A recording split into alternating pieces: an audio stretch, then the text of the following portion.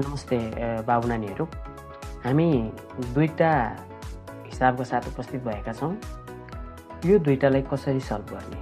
यसमा के छ त भन्दाखेरि यसमा अगाडिपट्टि माइनस पनि छ। यसलाई कसरी सल्भ गर्ने? आउनुहोस् पालो यो दुईटालाई सल्भ गरेर हेरौँ। सुरु हामीले यसबाट गर्छौँ।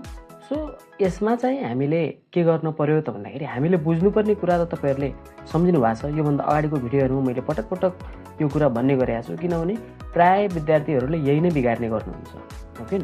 उहाँहरूलाई यही कन्सेप्ट थाहा हुँदैन, यो सी अनि एफ को कन्सेप्ट थाहा हुँदैन, हो किन? भनेको सी बाट के रे कमन लिने अनि एफ बाट के रे फर्मुलामा खोल्ने। पहिला कमन लिन मिल्छ भने पहिला सुरुमा कमनै लिने, त्यसपछि बल्ल फर्मुलामा खोल्ने।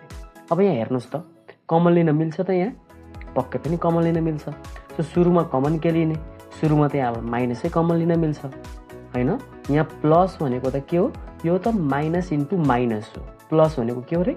माइनस इन्टु माइनस हो। यहाँबाट यदि हामीले माइनस कमन लिन्छौँ अनि यहाँ पनि के छ? दुईटा माइनस छ। यो प्लसको अर्थ के हो त? माइनस इन्टु माइनस, हो कि हैन?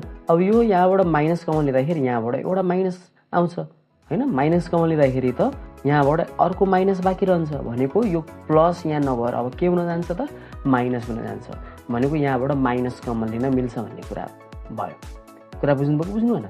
जस्तो कि यहाँ सपोज अलरेडी माइनस थियो, हो कि न? अब यो माइनस भनेको के हुन्छ त? माइनस इन्टु प्लस, है, माइनस इन्टु प्लस। यो मैले तपाईहरुलाई यो भनिराख्दाखेरि बुझ्नु भएको छैन नि, तल कमेन्ट गर्नु होला। म यसलाई छुट्टै एउटा भिडियो बरु बनाइदिउँला, अथवा अझै पनि कन्सेप्ट क्लियर गरेर अर्को भिडियो मैले बनाइदिउँला।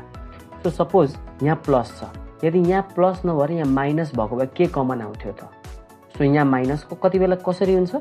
सपोज यो माइनस भनेको माइनस इन्टु के हो त? माइनस इन्टु प्लस हो। अब हामीले यहाँबाट माइनस कमन लिँदाखेरि यो माइनस कमन आयो, हो कि? बाँकी के रह्यो त? प्लस। ठिक छ? कुरा बुझ्नुभयो? यो केसमा चाहिँ तपाईहरुले बुझिराख्नुस् के त भन्दाखेरि यहाँ प्लस छ अनि यहाँबाट माइनस कमन लिँदाखेरि चाहिँ के हुन्छ त भन्दाखेरि यहाँ माइनस हुन्छ। यति कुरा चाहिँ बुझिराख्नुस्। अथवा साइन अल्टर हुन्छ कि, जस्तो कि यहाँ माइनस छ भने माइनस कमन लिँदाखेरि यहाँ प्लस हुन्छ, यहाँ प्लस छ भने माइनस हुन्छ। जस्ट साइन चाहिँ डिफरेन्ट हुन्छ, है। साइन चाहिँ के हुन्छ? डिफरेन्ट हुन्छ। अनि अर्को यसमा सिमिलर के छ त भन्दाखेरि यहाँ 4 छ अनि यहाँ 2 छ, भनेपछि यहाँबाट नि यो 2 इन्टु 2 भनेपछि यहाँबाट 2 कमन लिन नि मिल्यो। अनि यहाँ यक्स छ, ए छ, अनि यहाँ पनि ए छ, यहाँ यक्स छ, यहाँ पनि यक्स छ, यहाँ यक्स स्क्वायर छ, हो किन? भनेपछि यहाँ कमन के लिन मिल्यो त भन्दाखेरि माइनस 2ax, है, माइनस 2ax। यो कुरालाई मैले तपाईहरुलाई यहाँ खोलेर देखाइदिएको छु। यहाँ हेर्नुस् त, जस्तो कि माइनस 2 इन्टु ए इन्टु अनि यक्स इन्टु यक्स, अनि यो प्लसको प्लस, अनि यो 4 भनेको 2 into 2 into a into x. यसरी खोलेर हेर्दाखेरि तपाईहरुलाई कमन लिन पनि सजिलो हुन्छ।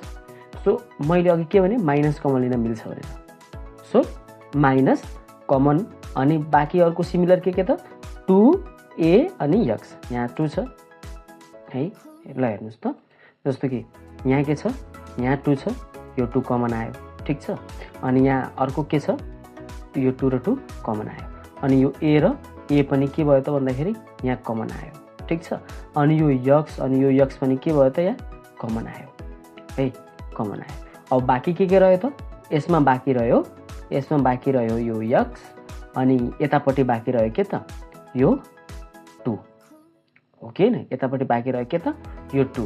अनि यो प्लसको ठाउँमा के साइन हुन्छ? अब माइनस हुन्छ, किन? माइनस कमन लिएपछि यहाँ जे छ त्यसको जस्ट अपोजिट साइन हुन्छ, भनेको केही कुरो। अब जस्तो कि साइन कमन लिँदाखेरि, माइनस कमन लिँदाखेरि यहाँ प्लस छ भने माइनस हुन्छ, माइनस छ भने प्लस हुन्छ। यति कुरा चाहिँ तपाईहरुले बुझिराख्नु होला।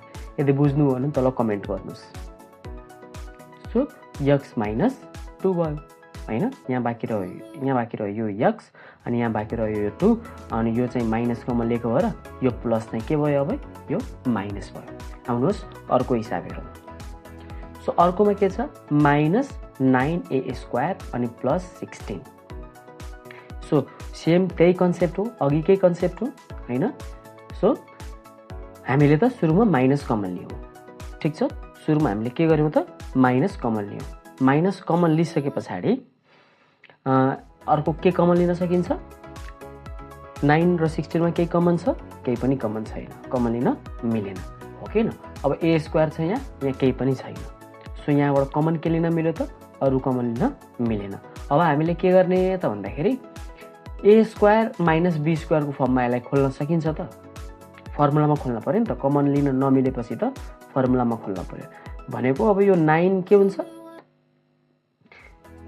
ठीक छ 9a स्क्वायर माइनस 16 गरियो भनेको यो प्लस केमा चेन्ज भयो त अब माइनसमा चेन्ज भयो। सो फर्स्ट स्टेपमा हामीले यो गरियो।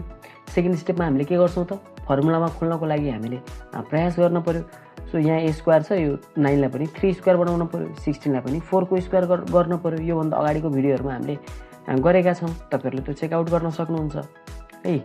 तपाईहरुले यसलाई फ्याक्टर निकालेर पनि गर्न सक्नुहुन्छ अथवा जस्ट स्क्वायर रुट अन्डर 16 गर्न सक्नुहुन्छ। यहाँ पनि स्क्वायर रुट अन्डर 9 के भने मैले स्क्वायर रुट अन्डर 9 ठीक छ अनि यहाँ स्क्वायर रुट अन्डर 16 त्यो गरेर हेर्नु भयो भने यहाँ कति आउँछ भन्ने थाहा हुन्छ। मैले 3 को स्क्वायर गरे कसरी गरे त यसरी गरेर ठीक छ स्क्वायर रुट अन्डर 9 गर्दाखेरि 3 हुन्छ भनेको 9 भनेको 3 को स्क्वायर हो।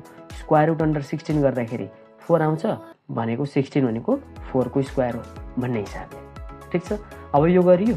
अब यति गरिसके पछाडी त अब यहाँ हामीले के गर्दिन सकिन्छ एउटा ल अप्लाई गर्दिन सकिन्छ इन्डिसेस को ल अप्लाई गर्दिन सकिन्छ भनेको 3a को होल स्क्वायर अनि माइनस 4 स्क्वायर को 4 स्क्वायर नै भयो ठीक छ। मिडल ब्र्याकेट हामीले कर्ली ब्र्याकेट युज गरेका छौं ठीक छ। अब के गर्ने त माइनस को माइनसै भयो हैन माइनस को माइनसै भयो अनि a square minus b square भनेको a प्लस b अनि a माइनस b भनेको जस्तै भयो है। कुरा बुझ्नुभयो पक्कै पनि तपाईहरुले पढेको बुझ्नु भयो होला। यदि बुझ्नु भएको छैन भने कमेन्ट गर्नुस् हैन साथीभाइहरुसँग शेयर गर्नुस् भिडियोलाई लाइक गर्न नभुल्नु होला सब्स्क्राइब पनि गर्नुस् है।